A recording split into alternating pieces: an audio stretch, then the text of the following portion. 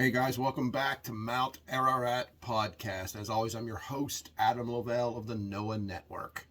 Let's jump right into the N Innovation Show review from Saturday, May 14th, 2022, of course. This was from Yokohama Radiant Hall, and it had a small crowd, unfortunately. I don't know why NOAA doesn't have a more massive appeal across the world in general.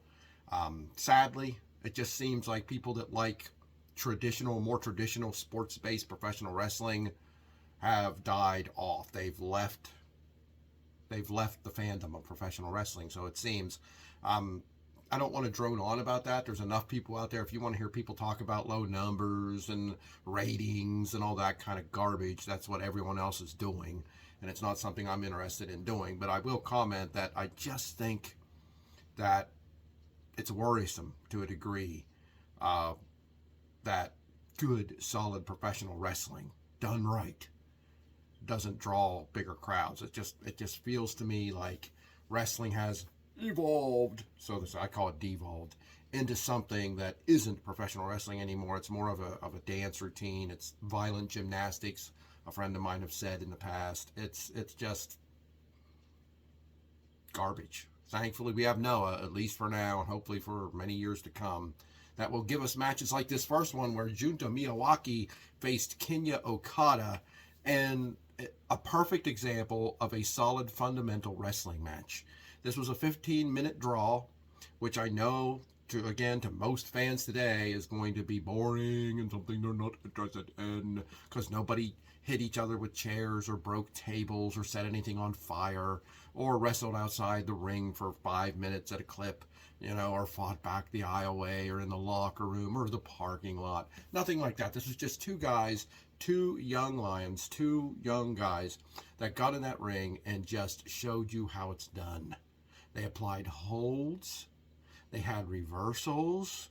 Your typical fundamental professional wrestling that looks like a fight, that looks like an athletic contest, not like a car crash, not like a cheerleading competition, not like a timed 1, 2, 1, 2, 1, 2. That's how most wrestling matches come across to me. Like they're timed, almost like a piano teacher times their student with a ticker, and things must be done at that pace. This wrestling shouldn't be paced. Wrestling needs to be fought. It needs to be worked. And that's what this match was all about. Two guys working a match to make it look like a honest-to-God fight, to see who was the better fighter, the better in-ring wrestler. And that question wasn't answered when the bell rang at the 15-minute time limit.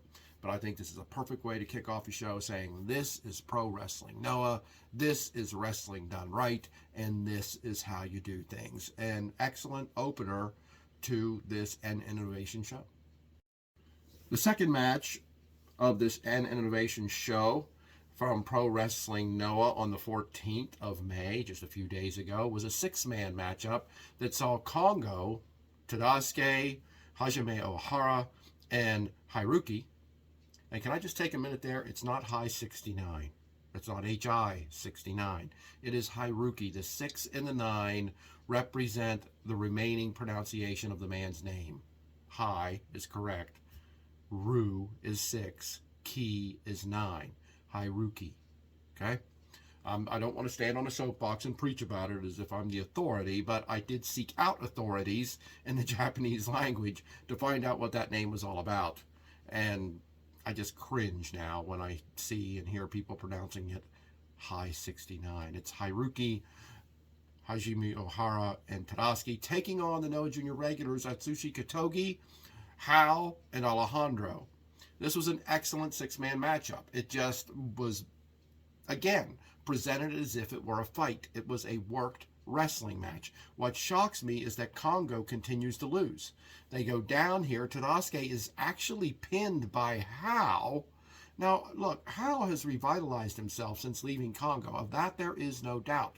He has looked really good. He has looked better than he ever has. I'm not taking anything away from the man. But for him to pin Tadasuke here was mind-blowing. Of course, I don't want to see him continually defeat Haruki. as he did in the hair versus hair match and the name versus name match. I don't want to continually see that. But at the same time, seeing him go over Tadasuke, one of the strongest juniors in the company, it's kind of perplexing to me. I don't know what's going on with Kongo. It's almost like they're an afterthought in Noah anymore. They lose way more matches than they win. They're not presented as any kind of real threat. And it amazes me. Kongo has been one of, if not my favorite faction in all of wrestling since their formation. They have evolved over time, meaning, they've lost some members and have gained some members. But I think they're excellent. I think they're great. And this takes nothing away from the Noah Junior regulars.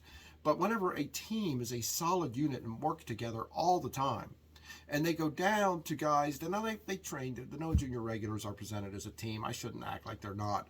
But they just don't seem to have be the cohesive unit that Kongo is. I mean, they couldn't beat the Z-Brats, right? I mean, how could they not beat the Z-Brats in their own show? But they can beat Kongo without any kind of problem, and that's what happens here. It's not a squash by any means, but I'm just shocked at how Kongo just seems to be in a ridiculous slump with no end in sight. But a good win for Kotogi, a huge win for Hal here, who says he's going to step up and be a star of the junior division, which I certainly hope. I mean, he has won some big matches and looked really good, so hopefully they keep using him that way and get him into a category where when he beats someone like Tadasuke, it's not a surprise or a shock. And hopefully that's where we're going with Hal. We'll have to keep an eye on that going forward. But this was another solid match, second match of the evening. I was just surprised at the outcome. The third match of Noah's N Innovation show for May 14th was a preview of the upcoming junior heavyweight title match as Hayata teamed with Kaifumora to take on Extreme Tiger and Yohei. Now, I put this out there before, I'm going to put it out there again.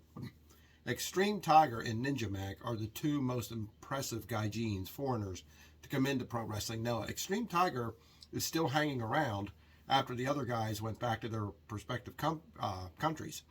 And he looks really good. He doesn't rely overly on his high-flying ability, which he has a lot of. But I really love and appreciate that he can work a ground style as well as any other junior out there. Teaming with Yohei was an interesting team. I could see those two being a big deal if they ever decided to make that a sort of, at least semi-permanent thing. I figured they would be great together. They were great together. Hayata taking on Yohei is always interesting. Going way back, these two have been multiple-time junior tag team champions. They had a great thing going on for a number of years. It's been some time, but they were really good way back in the day. Kaifumora. This man, I have pointed this out more than once. This man just holds his position as the legal guy in the match more than any young guy I have ever seen. It's like his confidence is so high, he gets in the ring, he doesn't tag back out. Now the problem is, one way, this is building a wealth of experience for him. Okay, he's getting in there, he's getting a lot of ring time with some amazing wrestlers like Yohei and Extreme Tiger. The negative of that is Hayata didn't appear in this match nearly as much as I would have liked him to. Now that doesn't say he wasn't in it at all, and that he didn't have some great moments with Extreme Tiger and Yohei. I love watching Hayata versus Yohei. That's always money. But I just felt that in the end, I wish he would have been in there a little bit more. Because, of course, Extreme Tiger takes out Kaifumora for the win, which is not surprising. Kaifumora is great. He's very spirited. He's very driven. He's very passionate, which I respect greatly. But there's no way at this point in his career he's beating Tiger or Yohei. That's just not happening. And it did not happen. Extreme Tiger gets a big win, celebrates with Yohei with the belt motions towards Hayata. And let me tell you, that's going to be a great match. Hayata, I love Hayata's new attitude as of late. He's really ever since his problems with Paris de Mal, which they're now gone, and we don't need to talk about them anymore. But since that moment, it's like he's morphed into a meaner, more spirited, tough guy. Now, not that he's not been tough in the past. He's held the junior title several times. But there's something special going on with him now. He really seems to have an edge that I always thought was missing a little bit. And Extreme Tiger, a former Impact Wrestling X Division champion, and I'm not a big fan of Impact Wrestling, never have been. I've wanted to, I've tried to, but they're just not my style. but I give the man credit for being a former X Division champion. There have been some great X Division champions. Coming in here and challenging Hayata for the GHC Junior Heavyweight Championship on the 21st is going to be great. We're going to preview that show coming up here shortly, but we have another review coming up after this show, of course. But this was a solid tag team matchup. I said on the last Monera podcast that I suspected Tiger and Yohei would work well together, and they did, winning this match. Good stuff. The fourth match of the N Innovation show from May 14th for Pro Wrestling Noah at Radiant Hall, Yokohama Radiant Hall, was a match I was looking forward to. As soon as I previewed this card last week on Monera podcast, I pointed out that Chris Ridgeway versus Seiki Yoshioka would be a match I was waiting for. Both members of Stinger. The crazy thing is, it doesn't seem this faction is broken up.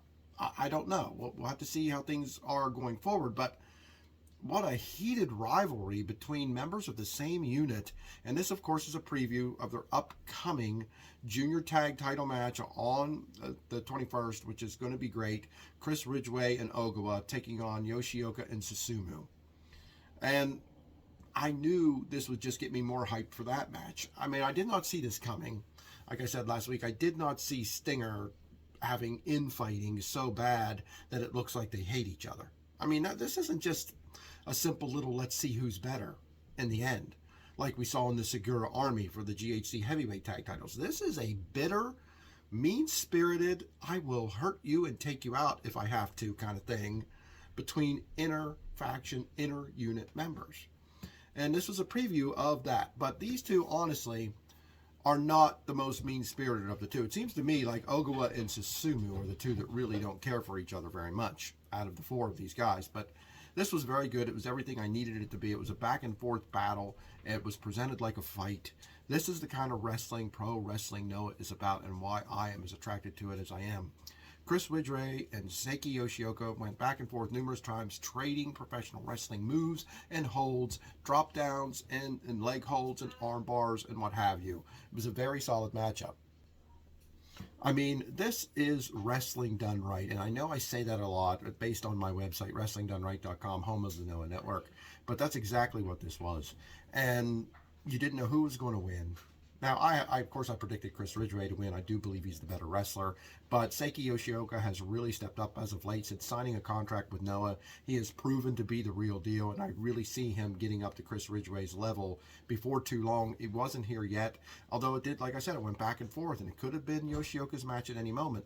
But Chris Ridgeway, in the end, had Yoshioka in an ankle lock. Didn't look good for him. Yoshioka, to his credit, reversed that, or tried to reverse it. But as he went to roll out of the ankle lock to reverse it, Ridgeway caught him halfway through that roll and held his shoulders down for the pin. I love that ending. It just came out of nowhere. It really showed you how a reversal, how being on offense and quickly switching to defense and back to offense can be a major thing in pro wrestling, and that's what Ridgeway is one of the best at. That's why he's an official member of the foundation. Great pure wrestlers from the United States, of which there are not many. So that's why it's a big thing. Well, he's not from the United States, obviously, but that's where the foundation got its start, is here in this country, and it's rare. Believe me, trust me, that's the honest to God truth.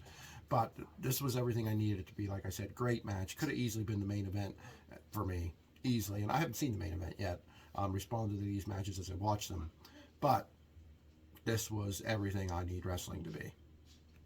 The fifth match of Pro Wrestling Noah's N Innovation show from May 14th was a great tag team match. Simon Gotch teaming with Yoshinari Ogawa, taking on Kaito Kiyomiya and Yuya Susumu. Forgive me, I often trip over that combination, Yuya Susumu.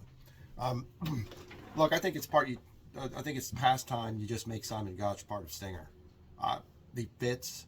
He works well with them. He looks like he's part of them. Why not? He fits right in there. Him and Ogawa were an excellent team. What I like about Kiyomiya, though, is this man can insert himself in any situation. Like, he's not involved in this inner battle between Stinger. You know, this was a preview match between Ogawa and Susumu, as they're going to have a junior tag team matchup with their respective partners, Ogawa and Ridgeway versus Susumu and Yoshioka.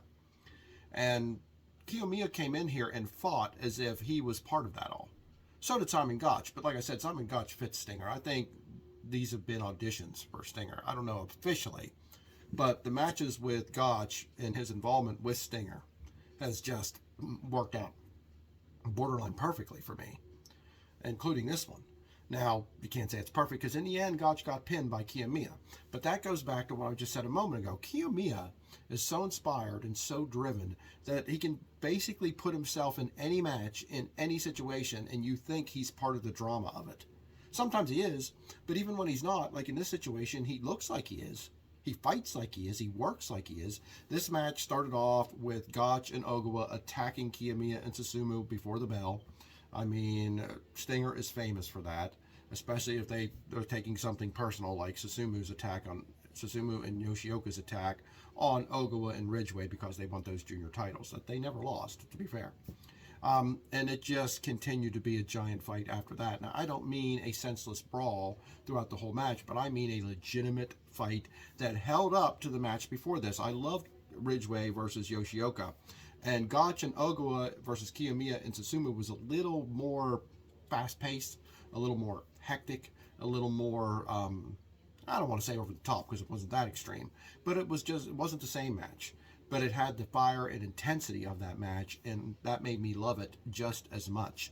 And again, you might see Kiyomiya and think, what's he doing here? You know, he's not really involved in this mess between Stinger. It seems like an odd pairing, but he just slid in here. Now, when he wins the match, when he defeats Gotch, he just gets his hand raised and leaves. He does not want to hang around for the rest of the drama between Stinger as Yoshioka comes out and attacks Gotch and Ogawa and stands with his partner Susumu making belt motions saying, to Ogawa and Ridgeway that they want their belts, that they're taking their belts. So this was an excellent preview match. Both of these last two matches did their jobs. They set up the upcoming junior tag team title match between the Stinger faction, between the Stinger unit. And they were fun, they were exciting, they were legitimate, and they were badass. And we got one more match to go, the main event coming up next. Main event time from the May 14th Innovation Show from Pro Wrestling Noah saw Daisuke Harada taking on the Z-Brats of Dragon Gate fame, HYO. Very good, solid main event matchup that saw Daisuke Harada win it, stand tall with the Noah Junior regulars to basically claim victory over the Z-Brats. I thought it was a little flat overall because as a team, the Z-Brats came in, 3 of them, and took on 3 Noah Junior regulars just a few weeks ago and beat them. That fell flat to me. It just didn't feel right. And here, this was sort of the blow-off from what I can tell. But I was a little disappointed in the matchup. Everybody, the vast majority, wanted to see Harada versus Shun Skywalker. That's the match people wanted to see. I guess the problem was getting that booked. You're going to want to see Harada go over. You're going to see Noah win a battle on their own home turf. And I guess, this is just me guessing. I'm not claiming to be a Voices of Wrestling expert or anything like that. That knows the insides of Pro Wrestling Noah. But it probably would have been harder to get Skywalker to do the job, basically, to put Harada over here. But it's the match most of us wanted to see. I felt like Harada, and I still feel this way, is the much better wrestler. And not that there's anything wrong with HYO. He's a fine wrestler. He's a good wrestler. But for him to go 20 minutes with Daisuke Harada, to me, was a bit over the top. Again, nothing wrong with the match. It was a solid match. I just felt like Harada led HYO to a much better match than typically would be if you just looked at these two guys and thought, who's the better wrestler? Who needs to go over here? Who needs to win? Now, the right guy went over and won, but I just felt like it was a little long and it was a little much, which I enjoyed the match. I'm not saying like I was bored by it or anything like that. I just, a few times thought, wow, really making HYO shine here.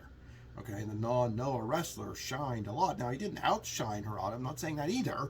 I'm just saying that they really gave this guy a lot, and hopefully he walks away appreciating what he got here in a main event of a Noah show, small crowd or not. To me, it was a big deal. HYO was sold big time, was displayed as a star here, and I think that should be big for his career.